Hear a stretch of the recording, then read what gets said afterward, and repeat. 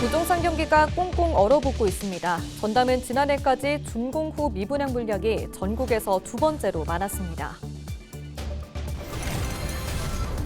김영록 전남지사가 최근 대선 출마를 공식화했습니다. 조기 대선이 치러질 경우 당내 경선에서 연대 없이 완주하겠다는 입장을 전했습니다. 전남 여수에는 전라 좌수영의 본역인 진남관이 자리 잡고 있습니다. 그동안 보수공사가 진행됐는데 올해 상반기 안에 개방될 전망입니다. 22대 국회가 들어서고 지역 국회의원들은 바쁜 나날을 보내고 있습니다. 주요 의정 활동을 살펴봤습니다.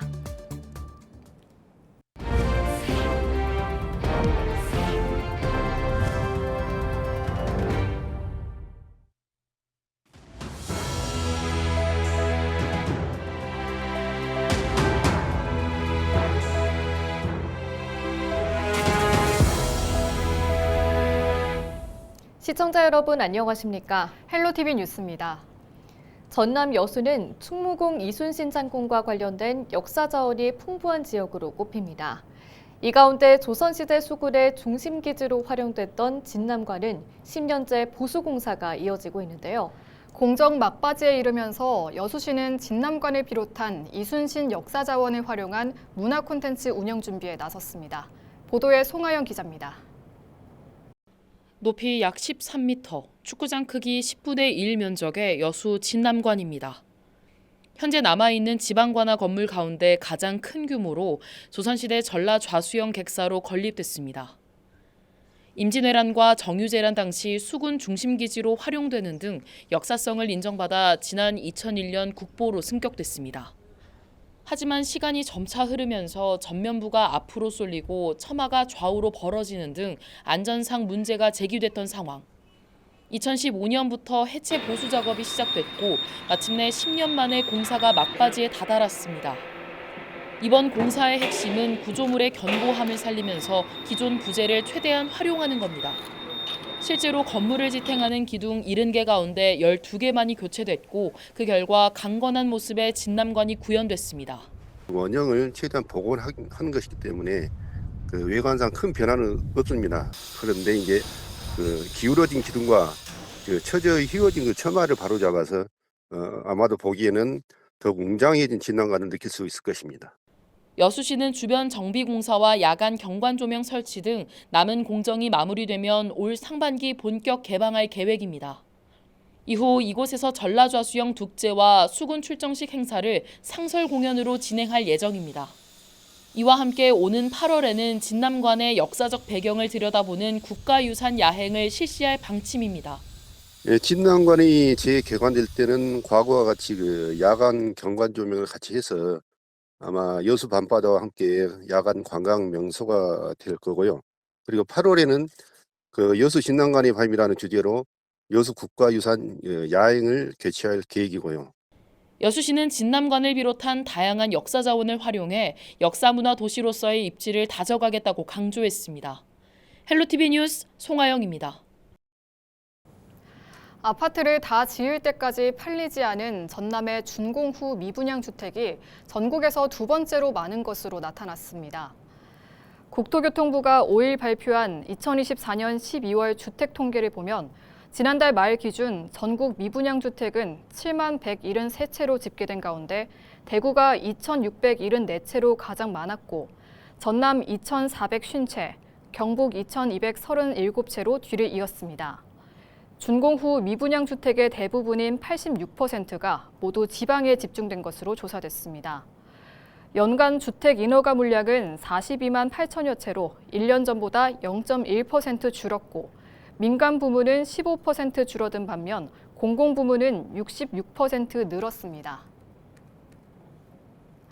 김영록 전남지사가 조기 대선이 치러질 경우 민주당 경선에서 연대 없이 완주하겠다는 의지를 내비쳤습니다. 김 지사는 5일 섬에서 태어나서 국회의원 2번, 장관과 재선도지사까지 많은 사랑을 받은 만큼 호남을 대변하고 대한민국의 더 큰 미래를 새롭게 만들기 위해 출마를 결심했다고 설명했습니다. 그러면서 당내 경선에 참여할 경우 누구와도 연대하지 않고 끝까지 혼자 갈 것이며 경선이 끝난 뒤에는 민주당이 하나가 될 수 있도록 힘을 모으는 데 역량을 쏟겠다고 강조했습니다. 지난 3일부터 전남 지역에 눈이 내리면서 크고 작은 사고가 발생했습니다. 전남 소방본부에 따르면 지난 3일부터 5일 아침 7시까지 모두 10건의 폭설 관련 피해 신고가 접수됐습니다. 지난 4일 오전 8시 15분쯤 화순군 사평면에서는 자동차가 눈길에 하천으로 미끄러져 전복됐고, 같은 날 오전 8시 35분쯤 장성군 북일면에서는 2.5톤급 화물차가 빙판에 미끄러지는 등 눈 피해 사고가 잇따랐습니다. 지난달 광주와 전남에 눈이 내린 날이 역대 8번째로 많았고, 내린 눈의 양도 평년보다 많았던 것으로 나타났습니다.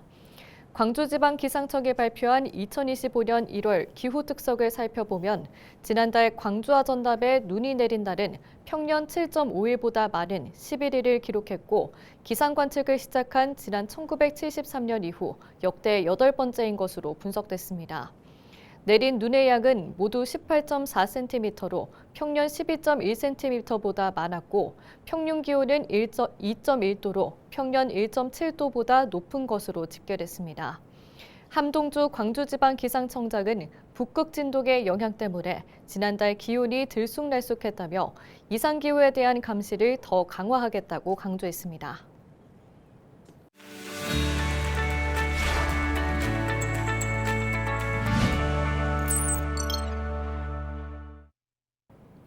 우리 지역 국회의원들의 활동을 알아보는 국회는 지금입니다. 김원희 국회의원이 중소기업 중앙회에서 열린 2024년 최우수 국회의원 대상 시상식에서 중소기업 권익 보호에 기여한 국회의원으로 선정됐습니다. 김 의원은 에너지 비용을 납품대금 연동제에 포함하는 내용을 담은 하도급 거래 공정화에 관한 법률 개정안을 마련해 높은 평가를 받은 것으로 알려졌습니다. 2024년 최우수 국회의원 대상은 국회의원 가운데 중소기업계의 어려움을 반영한 법안이나 각종 제도 등을 발의한 의원들을 선정해 시상하는 행사입니다.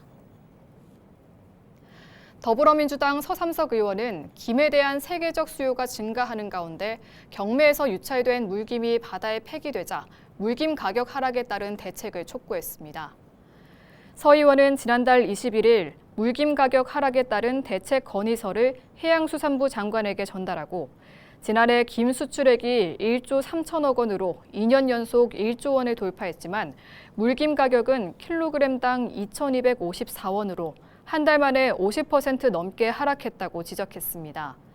그러면서 해양수산부의 건의서를 통해 김 등 주요 양식 품목을 비축 사업에 추가하고 과잉 생산될 경우 일정 비용을 지원하는 수급 안정 제도 마련 등을 제안했습니다. 더불어민주당 박지원 의원은 지방의회 본회의와 상임위원회 회의가 중계될 경우 장애인 시청 편의 서비스를 의무화하는 지방자치법 개정안을 대표 발의했습니다. 현행법은 회의 공개를 원칙으로 하지만 인터넷으로 중계하면 수어와 폐쇄 자막 등 장애인 편의 서비스 제공이 의무화되지 않아 정보 접근성이 제한됐습니다. 박 의원은 이번 개정안에서 이런 문제를 개선하기 위해 지방의회 중계방송 시 수어 통역과 자막을 의무적으로 제공하도록 규정했습니다. 더불어민주당 김문수 의원이 교통약자의 이동권 보장을 강화하기 위한 교통약자의 이동편의 증진법 개정안을 대표 발의했습니다. 개정안은 국가나 지자체가 이동지원센터 설치에 필요한 자금을 의무적으로 지원하고 운영비 지원 범위에 차량 운전원 등 운영인력의 인건비를 포함하는 내용을 담고 있습니다. 김 의원은 이번 개정안을 통해 교통약자들이 보다 신속하고 안정적인 이동 서비스를 받을 수 있도록 제도적 개선을 이루겠다고 강조했습니다. 지금까지 국회는 지금이었습니다.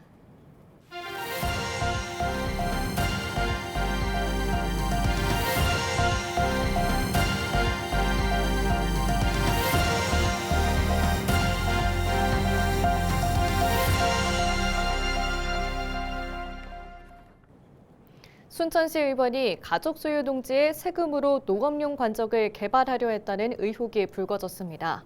순천경찰은 A 의원이 지난해 모친 소유 농지에 확보된 특별조정 교부금으로 생활용수 공급을 위한 관정 개발 여부를 집행부에 질의하고 심사했다는 내용이 담긴 고발장을 접수한 것으로 알려졌습니다. 해당 고발장에는 현역 의원이 직계가족 소유 농지에 사적 이익과 권한을 행사했다는 내용도 포함된 것으로 전해졌습니다. 경찰은 고발장 내용을 토대로 사실관계 여부를 조사하고 있습니다. 증거로 압수한 현금을 몰래 빼돌려 쓰거나 범죄 피해금을 가로챈 전남 완도의 전직 경찰관이 항소심에서도 실형을 선고받았습니다.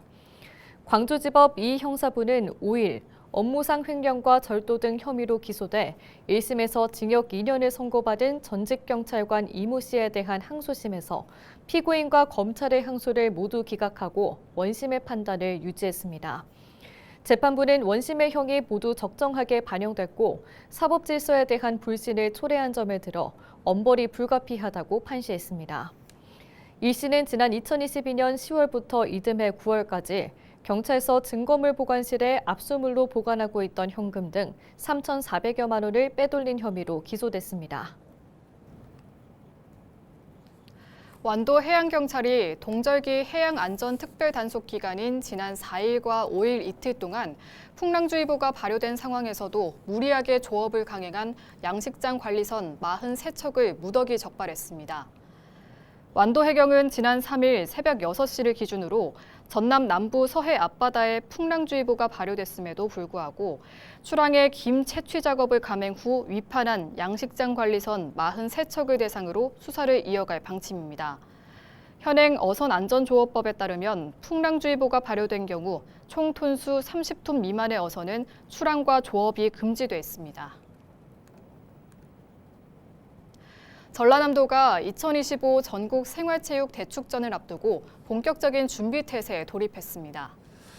전남도는 지난 4일 명창환 행정부지사를 주재로 준비 상황 보고회를 열고 선수단과 관람객의 안전 확보 방안, 숙박이나 음식점 등 대회 운영 계획 등 전반적인 준비 상황을 점검한 뒤 개폐 회식 연출 방안에 대해 중점적으로 논의했습니다.